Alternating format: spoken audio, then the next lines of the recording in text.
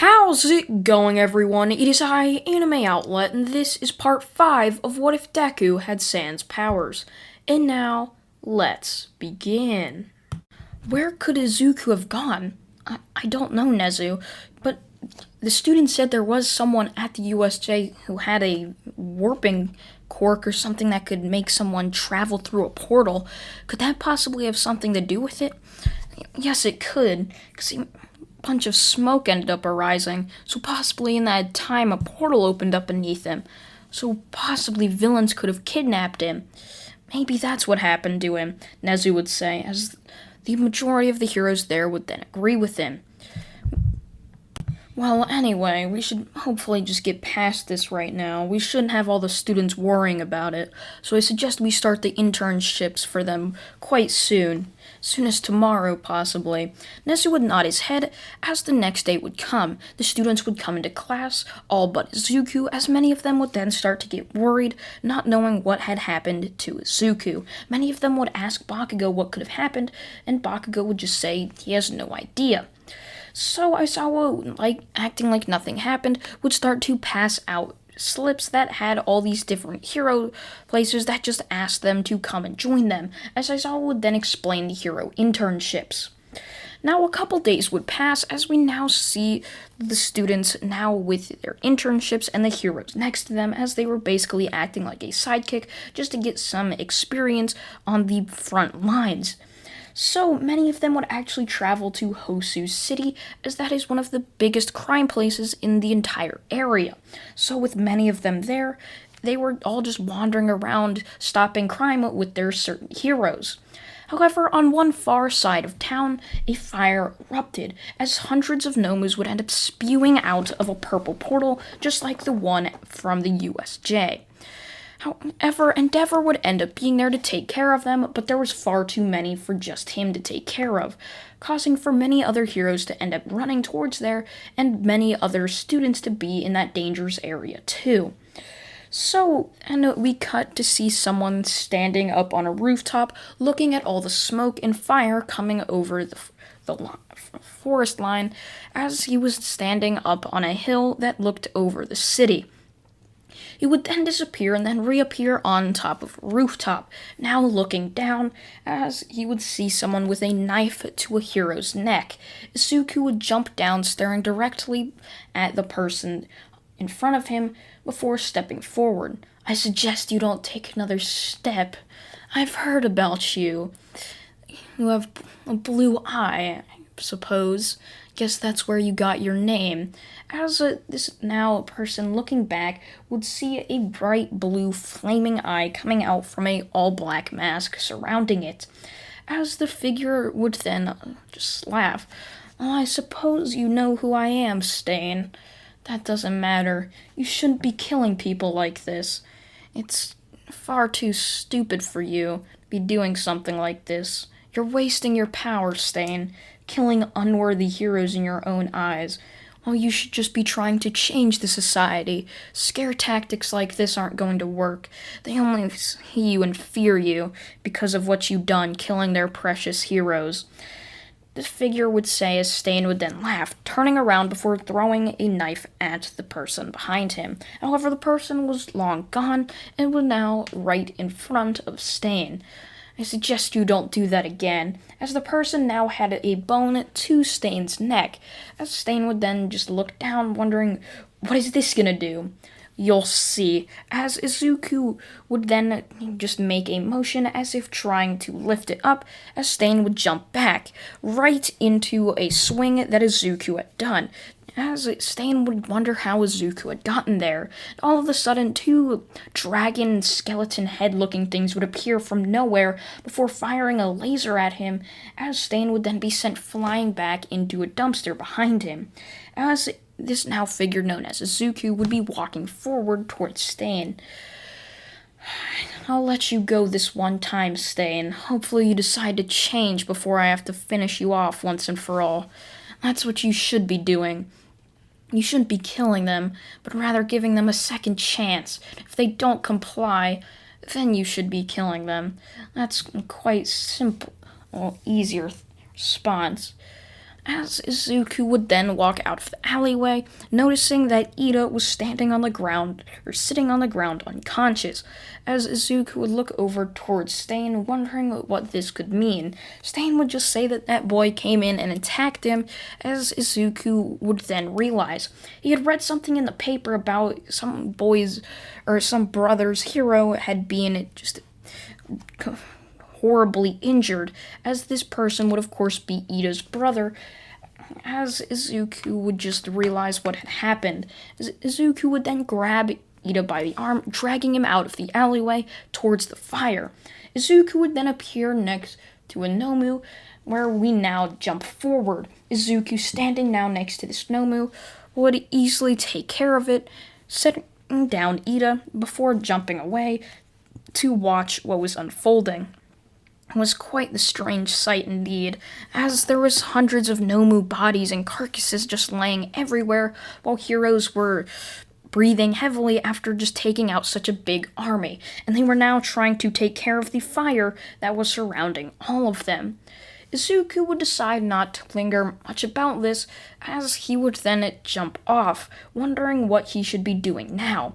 However, one of those students, named Momo Yaoyorozu, before seeing tons of the Nomus jump away back into a portal, had placed a tracker on them, as she would go back to UA a couple days later to tell Nezu about it after her hero internships were over.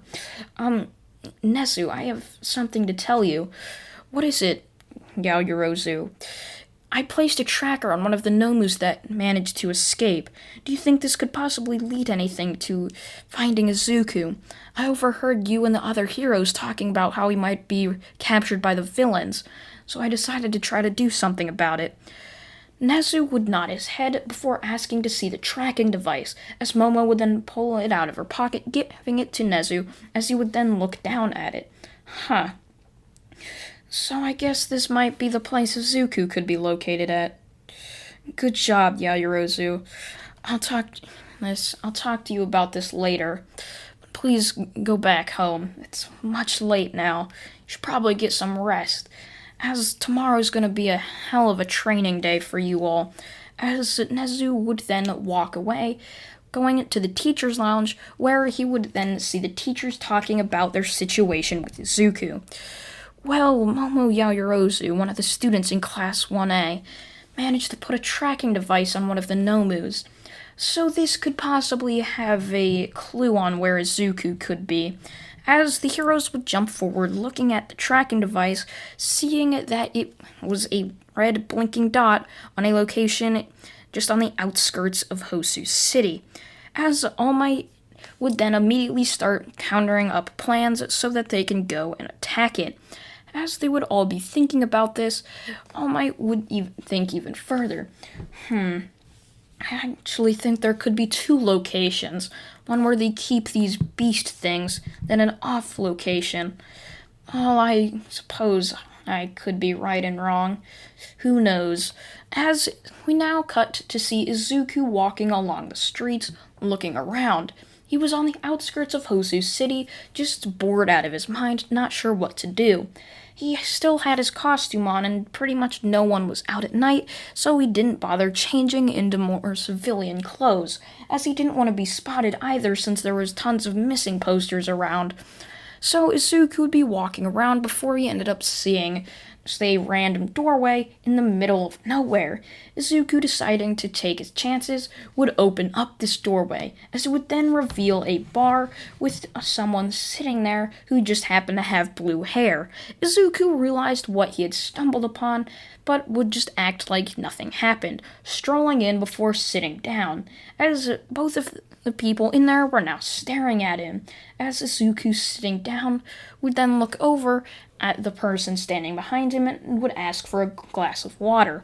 As both of them confused on who Izuku was, one of them with the blue hair would then speak up.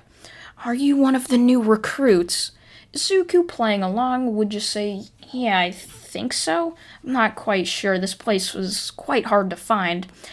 Now the person in blue hair would then introduce himself, saying that he was Shigaraki, before explaining all his views on heroes in the society, explaining how they wronged him and that he must take revenge on the entire majority of the society, most especially All Might, as Izuku would listen in as two people would end up walking in much further after this. This, of course, being Dabi and Toga, as Shigaraki would then just join them as if giving them an initiation speech, sort of like he had done to Izuku just a couple of minutes ago.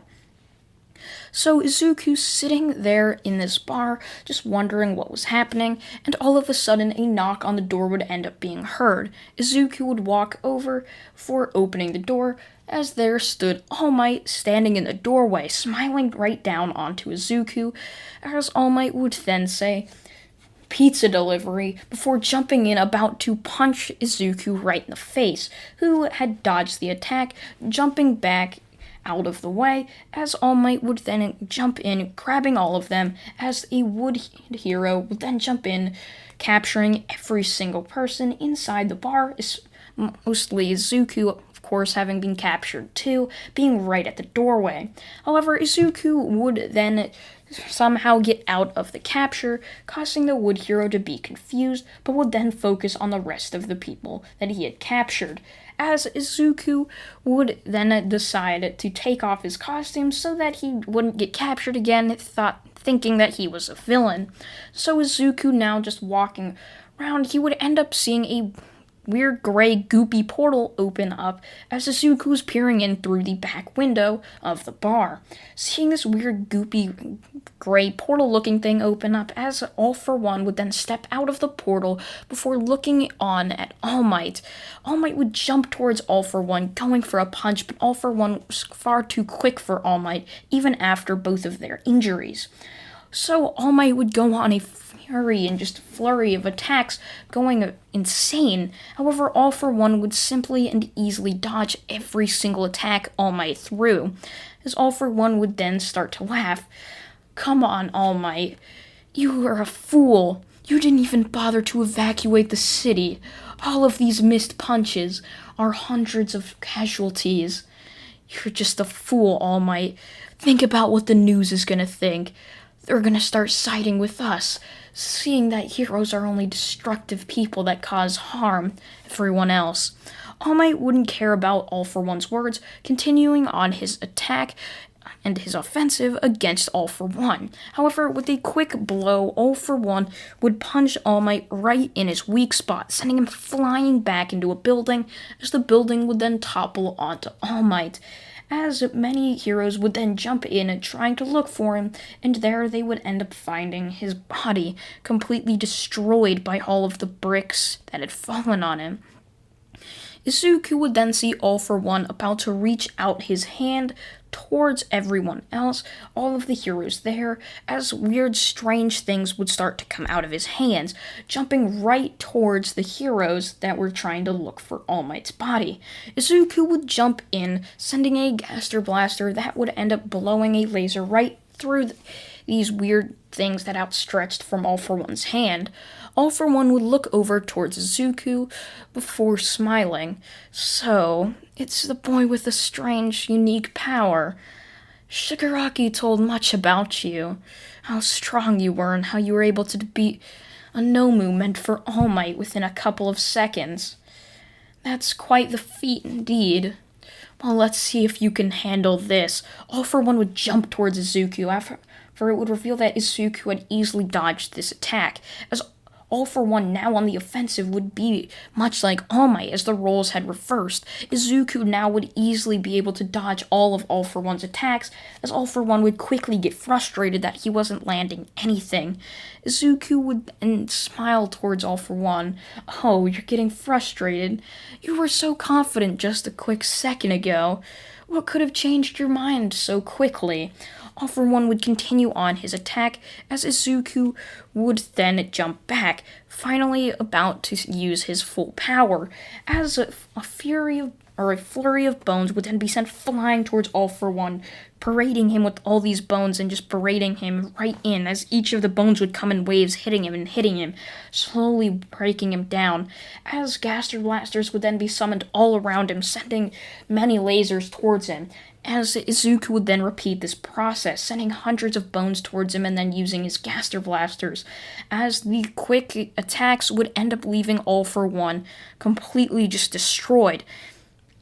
His helmet had been completely ripped off of his head as he was now struggling to breathe on the ground, as Izuku would look down towards All For One, who was now begging for mercy. "I've heard about you, All For One, and now you're begging for mercy, just like your victims did." As Izuku would raise a bone in his hand before letting it drop right on to All For One's head, as Izuku would ask All For One how many people he killed in his lifetime. All For One, trying to somehow manage to get back up, would start to laugh, as if about to have a second wave of power come over him, saying, "Oh, I don't know, couple thousand maybe." Like ever, probably over 200,000 people, stealing their quirks. And you think I don't have a regeneration quirk? All For One trying to get Izuku somehow be less confident in his abilities so that he could scare Izuku off, so his doctor could jump in and take him so he could heal again. However, that wouldn't be the case, as Izuku would start counting, 200,000 bones isn't that's quite a lot. I don't think I have the power to do that just yet. As Izuku would then snap his fingers as tons of bones would just land, falling right on top of All For One. As that is where I'm going to leave this What If off, everyone. Part 6 is coming out tomorrow. Part 7 maybe, and part 8 even on Sunday. I'm not quite sure yet. I thank you all for watching once again, and goodbye.